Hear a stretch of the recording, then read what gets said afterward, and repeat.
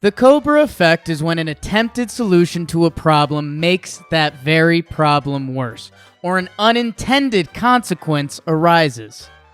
The term was coined during the British rule of colonial India, as the British government was becoming concerned with the growing number of venomous snakes in Delhi. Little did they know that an attempt to reduce the number of cobras in the city would lead to its largest population of snakes the nation has ever seen.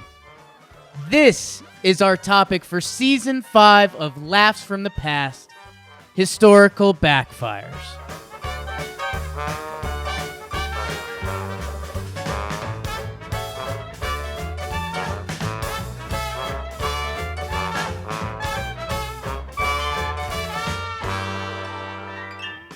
Nailed it. First take. First take. Crushed it. First take. Last week, we let you guys know that we were done with Season 4. We didn't know if we had a plan for Season 5. We had intern Luke help out. Season 5 is ready to go. It's historical backfires. If you've been listening to Laughs from the Past for a while, you know Jake and I have fallen in love with backfires. Just love a good backfire. Here's the plan. Here's what we're going to do. Doesn't work. So that's what this season is all about. We have 5 episodes ready to go. We got more that we just have to do the research on. I'm excited about it, Jake. Jake, I kind of sprung this on you. Well, you knew I was talking about it a while ago. Are you excited for this season? Yeah, I am excited. I know you're kind of the king of backfires. I'm interested, Jim, when we were doing that intro that I got in the first take, for sure. I was trying to think of some puns for like a common backfire. Like something people, like almost every person would walk into that's a backfire. I did the briefest of Google searches, and you know how my Google search goes. I just got images of cars actually backfiring. I think the only one that's come to mind is like throwing water on a grease fire. Like that's your natural instinct is looking at a fire and it's like, oh, I got to put water on it to put it out. Water on a grease fire is the quintessential backfire to what your brain would think would be the normal solution. Yeah, I'm on like human side there. That's like not it a adds good. Up. It adds up so easily. But so does snakes eating rats. Yeah. So let me tell you, the Cobra Effect, like Jake said, British took over Delhi, India, and there was these venomous snakes all over, Jake, right? Right. So they put a tax on the snake's head. If you bring us a snake's head, like a dead snake, we'll pay you for it, right? Because we just need to get rid of them. Well, it costs less money to grow and mate snakes than it did what you would get out. So it was now a profitable business. You would grow snakes. You would wait until they were mature. You'd kill your own snake. You'd bring it in. Then you get paid for it. So all these snake farms sprouted up in Delhi. They just started growing snakes. And when the government realized this, they're like, oh shit, okay, end to that. And they ended it right away. So then all the breeders of snakes said, well, fuck it, and let them loose in the streets. And now the venomous snake population had doubled before and after the solution was put in place. It's a literal nightmare. It's a very literal nightmare.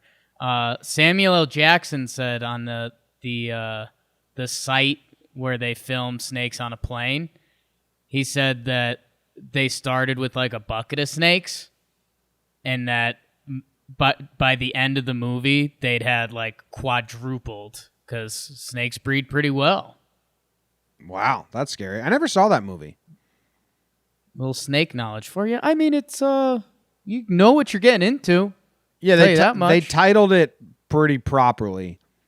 And then the commercial for it was just like, tired of these motherfucking snakes on this motherfucking plane. And it was like, okay, you know exactly what you're getting into when you go out to see that movie. I've got a pretty good personal backfire that I just thought of. It's a little graphic. It's not super graphic. I'll tone it down. I'm a Denver Broncos fan. They were in the Super Bowl. The Super Bowl that was played in New York. I was considering going to the game. Didn't have a lot of money at the time. Did not go. I also woke up that day and had horrible food poisoning. So the game starts, and I'm going back and forth between the couch and the bathroom, trying to watch my favorite team playing the biggest event of the year, which they also got stomped out in conveniently by the Seahawks. Anyways, early into the first quarter, my roommate, who's a pharmacist at the time, Bob, he gave me some medicine that would make me stop going to the bathroom. Mm-hmm. Back you up a little bit. And I was like, "Oh, that's perfect." Yep, it was Imodium. So I was like, "Perfect. I'll stop going to the bathroom. I could watch my team play football." The consequence I didn't realize was when you have food poisoning, that needs to get out of you. Yeah. So what I essentially did... Trapped poison inside your body. Yes. So it was one of the most awful feelings I've ever had in my life. And that was the consequence that I had not thought of. Yeah. Well, Rob should have thought of that. He's a pharmacist. He's a pharmacist. You'd like to think that, but no, he was stoked to give me some Imodium. Oh, that's funny. I can't think of one. If I can think of a personal backfire, I'll try. Sure. Block it right now. So anyway, the main topic of today's episode, and we have a bunch. We have a bunch lined up with like Genghis Khan is next week, and then I'll give everyone a little preview what we have lined up. We got like Genghis Khan, we got Julius Caesar, a little ABA NBA merger, border reavers in Scotland. There's some good stuff. They're very interesting stories. This one today is similar to the original Cobra Effect, which is why we're doing it, but we found a lot of info on it, and it is the Great Hanoi Rat Massacre of 1902. 1902. Okay. Hanoi. I don't know if I'm saying that. 10 years before the Titanic. Yeah.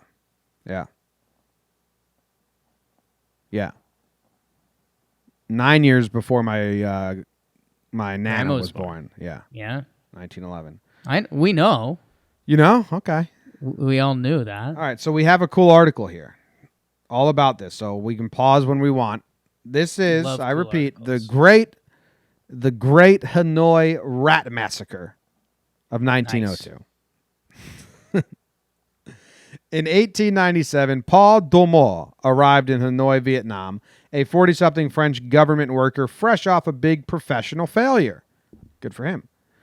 He resigned as Minister of Finance after his scheme for a new income tax failed. Domore had a new job to try his hand at. He'd been appointed the Governor General of French Indochina, a group of colonies in Southeast Asia that included what is now Vietnam.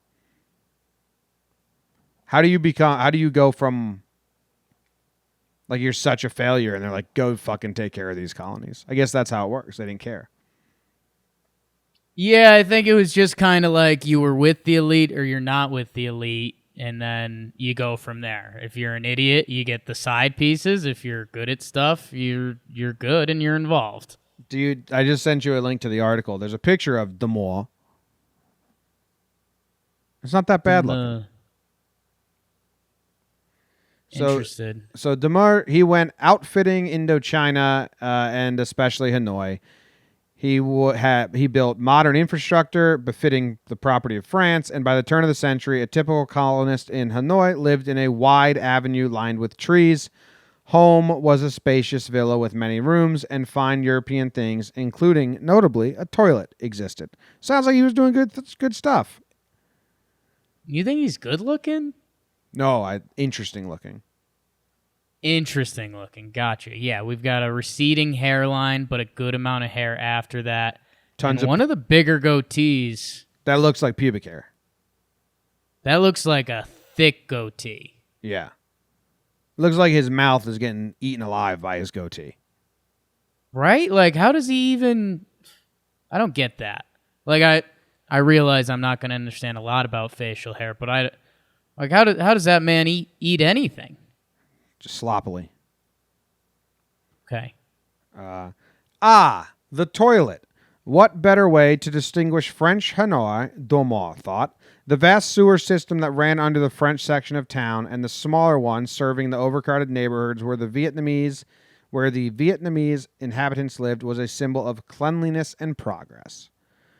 Always blows my mind when I took a tour of New York City once, and it was the first indoor plumbing, and the tour guide said, which everyone hated, because they were like, what are you talking about? You're going to bring my shit inside the house?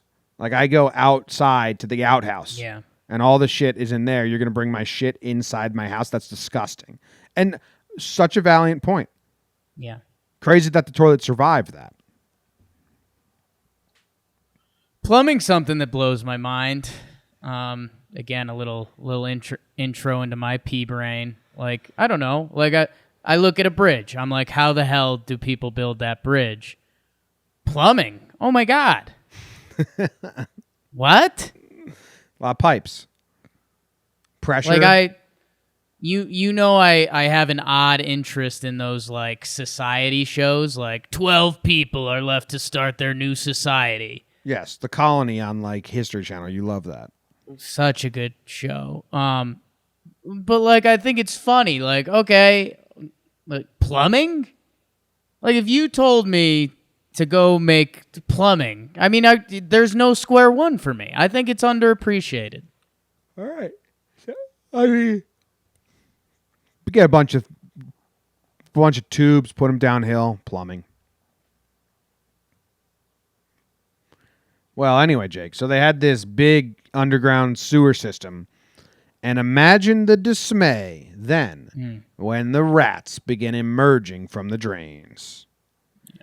It turns out that when Domo's colonial government laid more than 9 miles of sewage pipe beneath Hanoi, it inadvertently created 9 miles of cool, dark rodent paradise where the pests could breed without fear of predators. And when they got hungry, the rats had direct access to the city's ritziest real estate via a subterranean super highway. Under the streets of French Hanoi, rats multiplied exponentially and then skittered to the surface. Disgusting. I'm so out. Yeah. I don't think I can visit Hanoi now, knowing this. Did rat poison exist? Or, I mean, is that just called poison then? I don't know. No idea. We'll see. I'm sure they have a way to eradicate them, so we're going to have to find out. Yeah. Imagine going in that sewage system and it's just like rat super highway, breeding, fucking nonstop rat stuff. It's one of our favorite jokes with the cameraman. One cameraman gets the Super Bowl, one cameraman gets the bees. We're talking real life here. Hey, what's my task today? The rats are breeding uncontrollably. Go down there and figure it out. Nope. As if it wasn't enough that these furry invaders disrupted the colonists' illusion of European tranquility in Asia, cases of the bubonic plague started popping up, and rats were suspected of carrying the disease. Something had to be done. Now, yeah, that's terrible. Now lives are at stake. I think you abandon Hanoi. Yeah, start over. That becomes rat colony. We screwed up. 1950 rolls around. They're like, how come no one lives out there? And you're like, oh, that's where the rats live. Rats won. Yeah, the rats won this war. Rats won. I mean, if you bring the bubonic plague, you're winning a lot of wars, I feel like. Not for nothing. People are lazy. Yeah. Because that is the solution. But people are like, oh, I don't really want to move. So, all right, I'll either get the plague or kill these rats.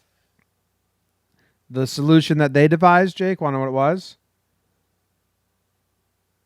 Yes. Vietnamese. Wait. Yeah? Okay, go. Vietnamese rat hunters.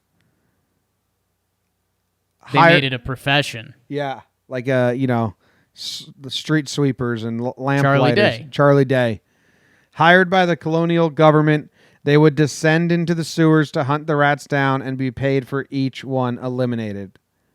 And so began the Great Hanoi Rat Massacre. not for nothing. Yeah. If you weren't horrified by rodents and I didn't have a natural place in my heart for any animal, we would have been killer at this job. I can't get over how much I wouldn't be, but yeah, like walking around in underground sewers seems kind of cool. If rats were just, I don't know, like dangerous baseballs that you had to whack once and then they were gone, would be a blast. Yeah. Going into the sewer for 8 hours just to whack some baseballs? Unfortunately, they're live rats, so not a great comparison, but the bloodshed started swiftly. In the last week of April 1902, 7,985 rats were killed. And that was just the beginning. 1 week, 8,000 rats? Holy shit, Jake. I don't know. I mean, how many people do we got killing rats? I don't know. How many people do you think signed up to be a rat sewer? Well, I mean, okay. I think a decent amount. 1900s, I think that's an okay job. All right, how many rats do you think one person could kill in a day in the tunnels? 100? I mean, let's break it down further. You're killing at least what? 5 rats an hour? That's like my max. Okay. I mean, you got to chase these rats down. It's not like they got so let's say poison 3 or rats traps. an hour. 3 times they probably work 10 hours days because life was boring. Let's call it 25 rats a day per person. Okay. So 25 rats a day. We were at, how many were there? 8,000, a little under 8, I think. Yeah, 7,985 rats in a week.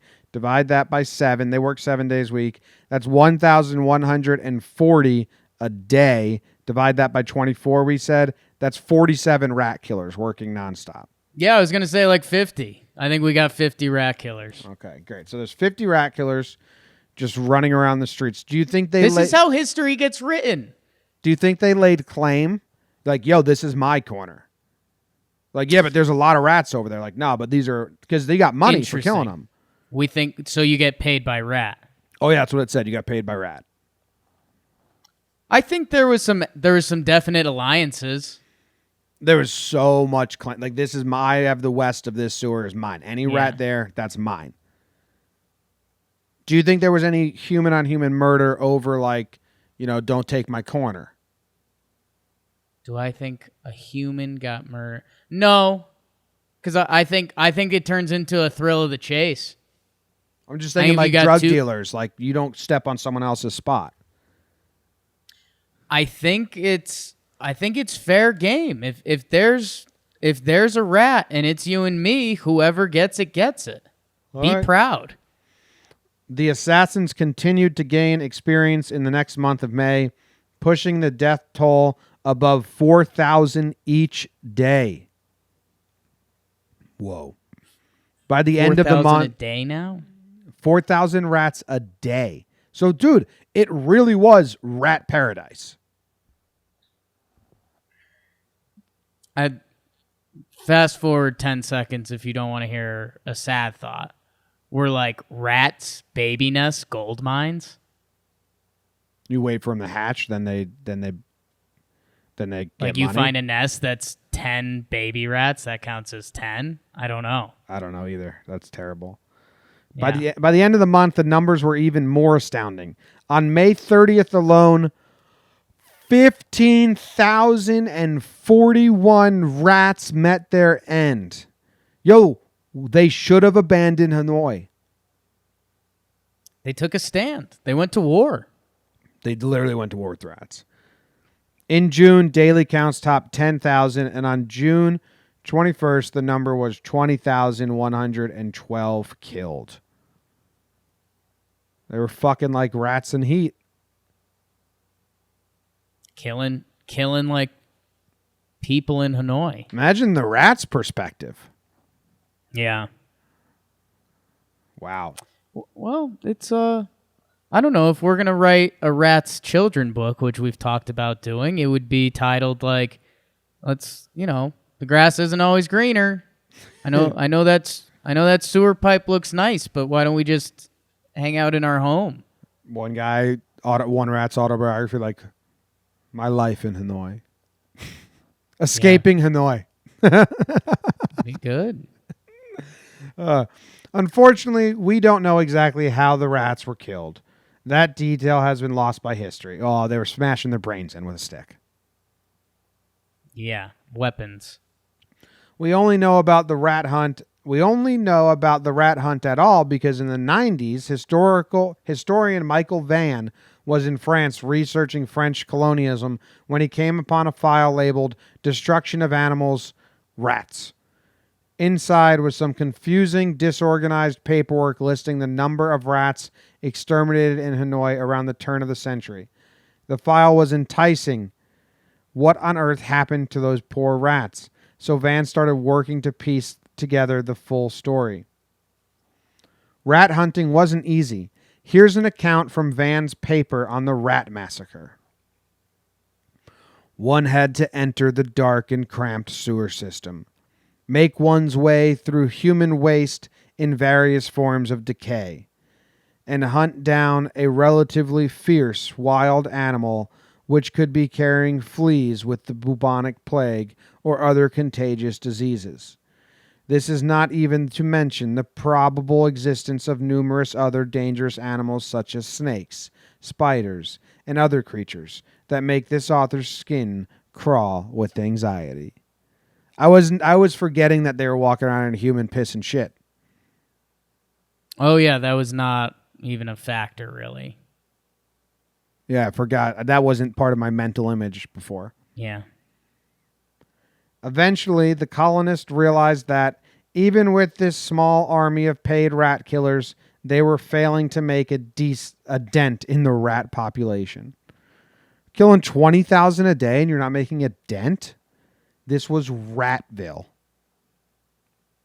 The rats had taken over, yeah. They proceeded to Plan B, offering any enterprising civilian the opportunity to get in on the hunt. A bounty was set, 1 cent per rat. All you had to do to claim it was submit a rat's tail to the municipal offices. Well, that's exactly where this is going to go wrong, right? Right. Like a rat's tail. I have a rat. I cut its tail off. I get money for the tail. I breed that rat for more tails. Why would I kill the rat and not just cut off its tail? I just Googled something I shouldn't have looked up. What was it? A female rat can mate as many as 500 times with various males during a 6-hour period. A state she experiences about 15 times a year.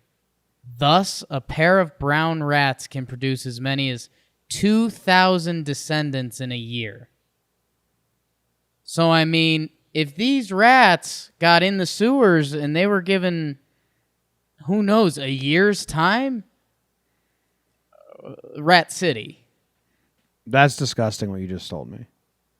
I know. I told you I shouldn't have looked it up. 500 babies in 6 hours? Is that what they just said? They can mate. I'm still not sure. 2,000 babies in a year if they really get after it. Jesus Christ. All right, so anyway, in Hanoi, they got this plan now. You turn in a tail. That makes no sense. Why would you say the tail? Yeah, that seems like you're copping out. Like, if you guys are in this to win it, like, let's see some real rats here. They said the government didn't want to be overrun with bulky rat corpses. I mean, also, I just told you how much rats breed. Why wouldn't you just keep a couple rats in your house? That's money. That's what I just said to you. While you were reading that, I just said, why if you had a rat, you could cut off its tail and then it breeds 2,000 more rats in the year, and then you cut off all their tails. Now you just made 2,000 cents. So whatever, 200, I don't know, you made money. Made money. And then every rat can spawn 2,000 more rats. Right. And all you have to do is cut their tails off and not kill them and let them keep breeding. You're making a gold mine. Yeah. The French were especially pleased with this arrangement because they'd been encouraging entrepreneurialism in Vietnam. You guys wanted your own businesses. Here you go. Go kill some rats. You do whatever you want. At first, be your own boss. At first, it seemed to be working. Tails poured in. French ingenuity triumphed again. But then there started to be curious sightings all around town. Rats, alive and healthy, running around without their tails. It turned out the hunters would rather amputate a live animal's tail than take a healthy rat, capable of breeding and creating so many more rats, with those valuable tails out of commission. There were also reports that some Vietnamese were smuggling foreign rats into the city. they got new rats that they never had before. It's a mistake. The final straw was when health inspectors discovered in the countryside on the outskirts of Hanoi pop-up farming operations dedicated to breeding rats. Like, the rats are already breeding. Now you've incentivized the population to breed them more, cultivate them. There had to be rat gangs. There had to be kingpins. There had to be like this whole rat community and sub-community of illegal operations. So dumb. Apparently, this is not what the French meant by entrepreneurialism. It kind of is, though. Yeah, you just got outsmarted. Sorry. Yeah. Like, oh, we want you guys to fend for yourselves and like make your own money. And like, okay, they just did that perfectly. Yeah. Talking about the long game here. The bounty was scrapped, and the city's residents re-signed themselves to coexisting with the pests. The French were right about one thing, though. Those rats really were carrying the bubonic plague. Jesus. In 1906, with rats left to multiply in the sewers unchecked, there was an outbreak in Hanoi. At least 263 people died, most of them Vietnamese. Dumont, meanwhile, went home to France, where he was celebrated as the most effective governor-general of Indochina to date. He went on to become president. What? Did a great job. Dude, he put the sewer in, and then like in small text, which led to rats taking over the country. Rats took over and a lot of people died. Besides that, I was a great ruler. This person says this is the same kind of mindset that led to World War I. The idea that the machine gun, because it kills so effectively, is going to lead to a quick war. And what that actually led to is a long war where many people lost their lives. Well, be a buzzkill, man, but yeah. Yeah. Thanks. We didn't ask. Talking about rats. Talking about rats here. That's so dumb. The tails thing? Just people are dumb. Like, oh, okay. I mean, think about, there's no thought process. There was no thought process. Like, because even if we're killing rats, we still need to get them out of the city. Like, even if, so what, we're just going to have dead rats everywhere? Like, if you find a rat in the street, catch it, kill it, chop its tail off, and go on your way? Like, there was no excavation process. Like, this should have been, you show up here with your dead rats, all right, here's 20 pennies, now throw them in an incinerator, or something. Like, we missed so many steps. Never mind just the tail and missing out on the business side of it, but, like, there's follow-up steps that were also missed here. Everything was pretty dumb. But they did get their toilets. As long as you want a rat climbing out the toilet, nibbling on your butt, you're good. It's probably welcome. It's a penny. Yeah, you hard day's work. Yeah. Take a shit, that draws the Leave- rats in. Leave cheese in your toilet. So, I mean, that is an all-time backfire, but Almost not, though. at the top of the show, you talked about throwing water on a grease fire. And I Right. said, like, I feel sympathy for those people that don't know any better because your brain would say, yo, this water Right. should put out that fire. In this case, it is an all-time backfire, but the sewage system leading to rats, I'll give that's a backfire. Right. Because he was trying to, like, do very good things for the city. Right. He may miss some steps and stuff, but that was a backfire. The tail situation, it's almost not even a backfire. It's just you're dumb from the jump. And the problem is, like, because I think you can have dumb backfires. The problem is you need to be phased by it, and he wasn't. France itself didn't care. Like, the backfire happened, they were like, oh, well, screw it, and here's your plague. It's pretty gross. Like, the French were dumb by making the tail rule. And they were like, hey, we don't want to admit we're that dumb. We're going to stop revoking money for rats. So screw you guys. We're out of here. And then everyone got the plague because there was too many rats.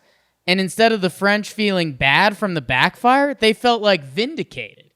Like, oh, you guys tried to trick us. Now you have the plague. Like, that's not a backfire. That's just messed up. So the French were messed up. Domore wasn't In good. my humble opinion. He went on to be president. Right? You don't think he deserved it? Everything we've heard doesn't lead up to that besides his goatee. It's pretty funny that they didn't find this until the 1990s. Yeah. The French buried this, it sounds like. And they just found some old newspapers and it was like animal control, rats. Like, oh, what's this? Oh my God.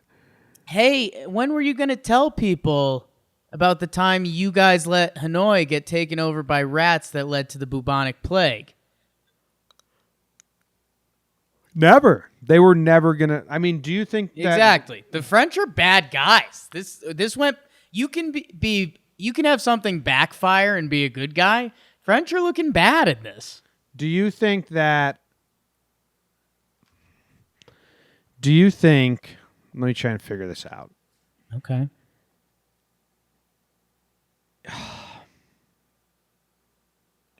Do you think there's still rats in Hanoi? Like if you were to go to some other Vietnamese places or some other Indo-Chinese places, I don't think that's what it's called anymore, and then you went to Hanoi, do you think 110, 12 years later now, you'd be like, whoa, this place got more rats? Interesting. I'm going to lean yes, unless Hanoi took a stance on it and like needed to excavate rats down the line. Otherwise, I mean, yeah, we went through some of the numbers earlier. Animal Planet has a website. And it has an article on it. It says top 10 worst rat cities in the world. Okay. Interested. Yeah, you got to find this out. So it's one of these slideshows, which sucks. In northwest India, you'll find the city of Dashnok, home to a place of worship called. So that's up there. Do we think like New York City is going to be on this list? That's what I thought, but like it's small places. Or do we think it's all going to be like, yeah, small? Because now it says Aleutian Islands. Never heard of that. The Aleutian Islands. Yeah, I don't know why I said that so wrong. I'm just trying to do It's it all right. phonetically. I wanted to go there. Now I don't think I do. No, it's the third biggest rat or seventh, or I don't know which order this is. And this is a terrible list by Animal Planet. Romantic Paris. Paris is on here. Oh. London is on here. Okay, so we're getting to the big boys. Atlanta, Georgia. Wow. Wouldn't have guessed that. No. Rat City. New Orleans. I would have guessed that. That seems to add up. Oh, dude, So I mixed up the Aleutian Islands with the islands off of Portugal. The Aleutian Islands are off of Alaska, dude. That must actually be Rat City because there's like not people there. Yeah. It looked pretty deserted. That sucks. Yeah, New York is the last one on this list. Boston was there. Baltimore. So just cities, really. I think it is the underground. That makes sense then. Yeah, I was going to say, I guess underground, I had a really dumb science thing I was going to say, so I'm glad I didn't say it, but I'll say it now. I was going to say, are humans and rats like, are we co-inhabitants? Do we like need to exist together? Oh, I don't know about that. Probably. They probably help out a bunch with something. Something, right? Yeah. What do rats offer? Great question. Why we should learn to love rats. Oh my God, it's a picture of a guy with rats all over his shoulders. I'm out. I don't know. It just like get to the point. It's a long article. I don't know. Seems they seem to have a reason that rats are good for humans, but it's such a boring article. I'm not going to look for it. So I'm guessing they're good. I'm guessing they help out. They probably eat something that eats something, and the whole ecosystem and all that nonsense. Nailed it. This was Hanoi versus the rats, and the people of Hanoi lost. That's the final story here, right? Yeah, the French kind of did bad. The French built a rat paradise and then incentivized the population to bring in more rats and then said, "You know what? Fuck this, we're out." Yeah. They sprouted up a whole rat community. That's crazy. They really fucked them over. All right. Well, that's the Cobra Effect with British and Delhi with snakes, and the Great Rat Massacre of 1902 in Hanoi. The French did this one. Fucked everyone up. Would you rather be infested by rats or snakes? Lean rats. Yeah, because the snakes were venomous. And it was sewers. Like, okay, I'll just stay away from the sewers. I think the snakes were just out and about. Right. Like you can take some tactics to anti-rat enough. And I mean, if you get one rat in your place, it's not the end of the world. Like you get, I don't know, a couple well-hidden snakes, you're in for a real bad time. Yeah. They're both gross. Both gross. Not ideal. Not ideal. All right, this was episode 1, season 4 of Blast from the Past, season 5 of Blast from the Past. If it's your first time joining, thank you. You can go check out a ton of episodes in our back catalog. We will have more historical backfires coming up, all different time periods, all different types of backfires. It should be fun. Should be a good time. We'll see you then. Goodbye.